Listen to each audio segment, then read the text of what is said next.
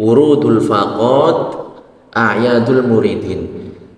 Tumpahnya musibah, ya, jatuhnya jatuhnya ujian dan cobaan itu bagi orang-orang tertentu, ya, orang-orang sufi yang jujur, itu bagaikan mereka ini mendapatkan hari raya.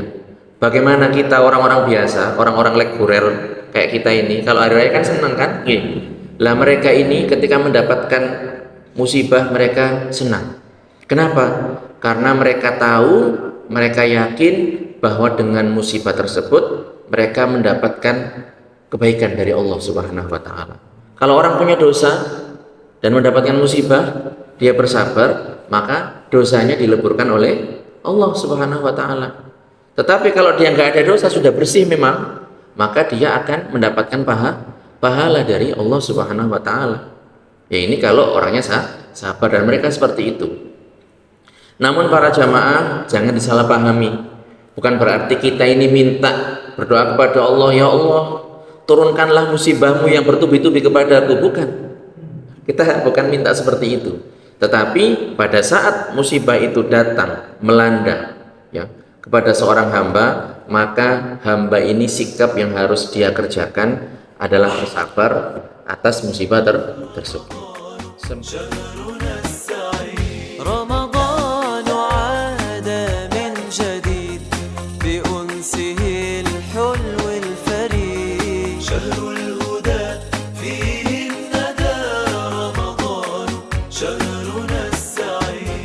Assalamualaikum warahmatullahi wabarakatuh.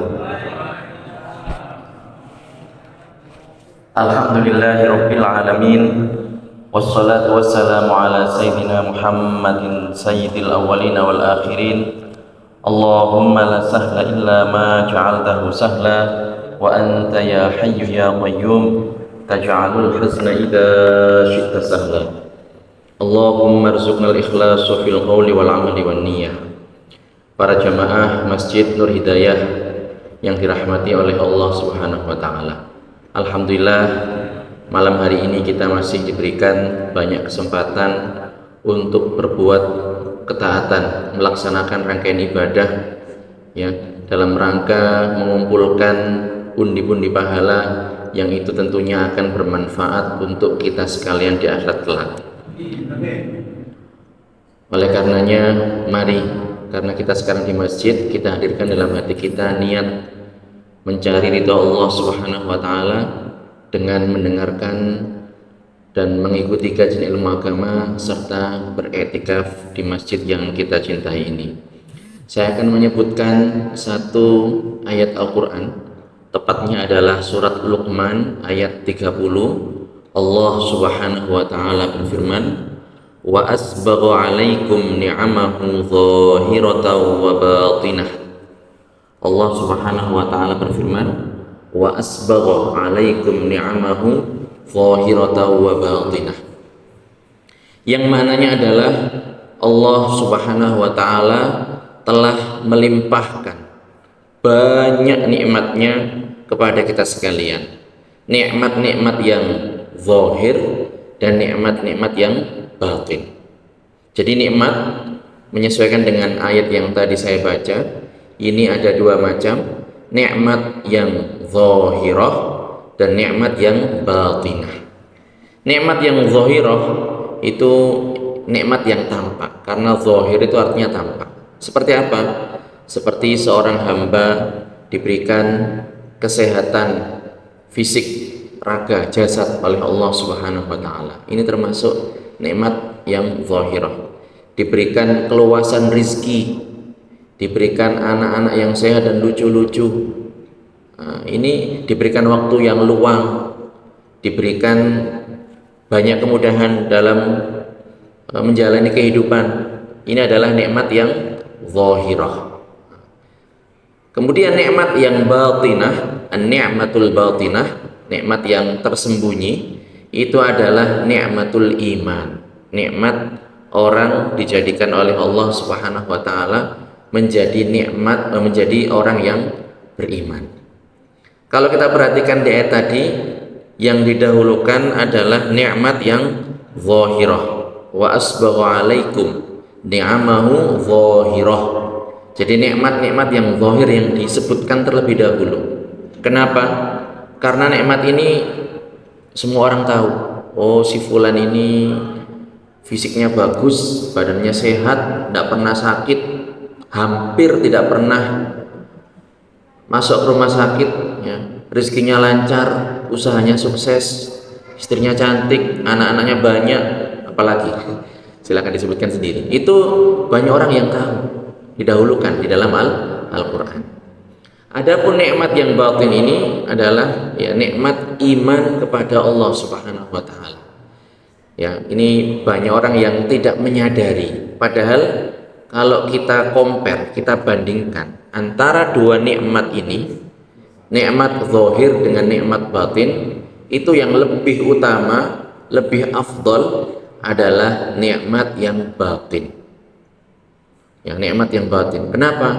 Karena menyesuaikan dengan hadis yang diriwayatkan oleh Imam Ahmad bin Hambal, bahwasanya Rasulullah SAW bersabda, Innallaha yu'tid dunya liman yuhib wa liman la yuhib wa la yu'til imana illa liman yuhib. Allah Subhanahu wa taala memberikan dunia. Dunia ini berupa popularitas, jabatan, ya, rezeki yang banyak, segala fasilitas duniawi itu diberikan oleh Allah, dianugerahkan oleh Allah, dijadikan rezeki oleh Allah kepada semua hamba. Hamba yang Allah cintai dan hamba yang tidak Allah cintai. Adapun nikmat iman itu tidak diberikan kecuali hanya kepada hamba yang Allah cintai. Artinya apa? Ya berarti ini nikmat yang istimewa, diberikan hanya kepada hamba tertentu, hamba yang khusus, yaitu hamba yang dicintai oleh Allah Subhanahu wa taala. Kemudian para jemaah, kalau kita menyambungkan dengan hadis yang lain, jadi sebelum saya sebutkan hadis, kebanyakan orang itu mengira, mereka menyangka, ya, mereka beranggapan bahwasanya orang itu kalau banyak musibahnya, banyak ujiannya, banyak cobaannya, banyak balaknya, itu dibenci oleh Allah. Enggak, bukan seperti itu. Justru malah sebaliknya, boleh jadi itu indikasi pertanda bahwasanya orang itu adalah orang yang diridhoi oleh Allah Subhanahu wa taala. Karena derajat seseorang itu berdasarkan banyaknya cobaan yang ia dapatkan. Dalam salah satu hadis yang diriwayatkan oleh para ulama disebutkan bahwasanya asyaddun nasi bala'an al-anbiya, tsummal amsal fal amsal. Jadi orang yang paling banyak menderita, paling banyak cobaannya, paling banyak balaknya, ujiannya, musibahnya, itu adalah para nabi. Dan para nabi itu dari segi level manusia, itu manusia yang paling tinggi derajatnya. Bahkan disebutkan para nabi itu lebih tinggi derajatnya dari kebanyakan malaikat. Jadi kita ini kan jenisnya manusia, manusia macam-macam. Ada orang soleh, ada orang bertakwa, ada wali, di atasnya lagi ada nabi. Nabi pun juga macam-macam, ada yang nabi sekaligus rasul, ada yang hanya nabi bukan rasul, ada nabi, rasul, dan juga ulul azmi. 5 orang nabi yang mereka ini derajatnya paling tinggi. Nabi Muhammad Sallallahu Alaihi Wasallam, Nabi Ibrahim, Nabi Musa, Nabi Isa. Satunya lagi siapa ini? Ada yang tahu para jemaah? Siapa? Sudah, Nabi Muhammad, Nabi Musa, Nabi Isa, Nabi Ibrahim, Nabi siapa? Nabi Nuh alaihissalam. Ya, Nabi Nuh saja ini ya usianya itu 950 tahun, hampir 1000 tahun, mengajak kepada umatnya tak bosan-bosannya. Beliau tidak pernah putus asa untuk mengajak kepada umatnya, dan beliau selalu berharap kalau seandainya orang ini tidak mendapatkan hidayah, mungkin anaknya. Kalau anaknya tidak mendapatkan hidayah, mungkin cucunya. Ini. Nah, para nabi itu berdasarkan hadis yang tadi saya sebutkan, merupakan orang yang paling banyak musibahnya, paling banyak ujiannya. Berarti dari sini kita memahami bahwasanya ujian dan cobaan itu kalau dipahami sebagaimana mestinya, orang itu senang dengan ujian tersebut.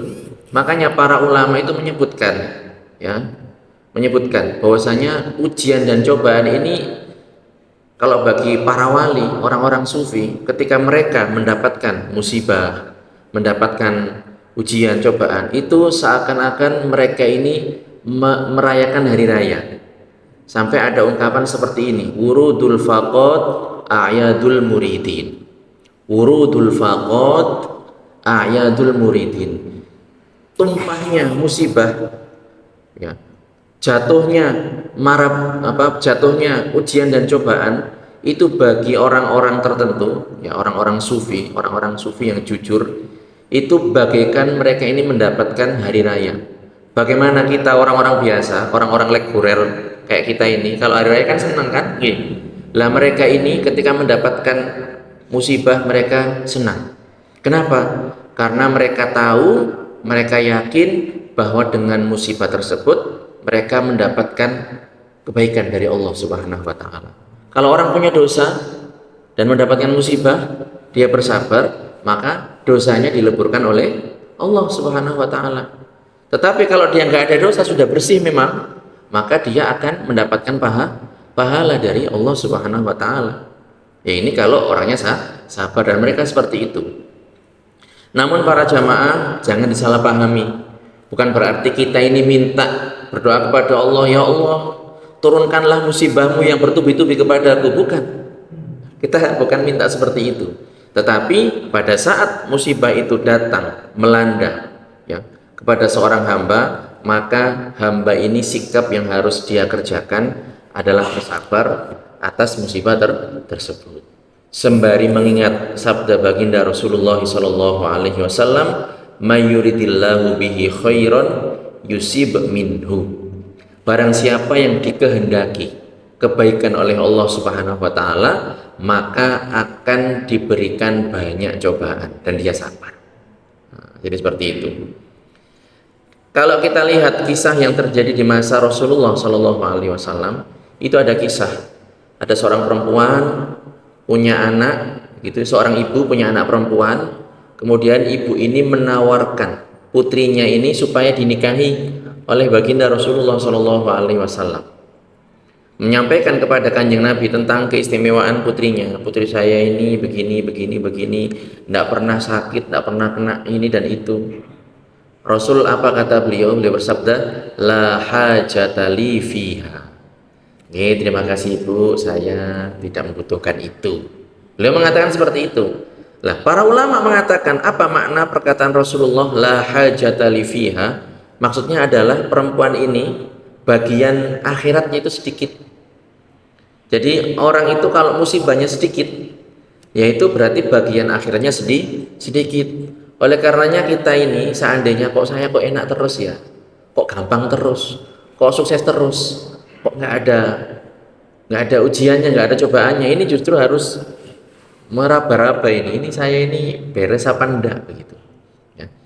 Oleh karenanya para jamaah, ya, di bulan Ramadan, bulan yang penuh berkah ini, mumpung kita ini diberikan banyak nikmat oleh Allah Subhanahu wa taala, nikmat sehat, kemudian juga nikmat mudah untuk datang ke masjid, masjidnya juga nyaman, ya, ber-AC, moketnya juga tebal, ya.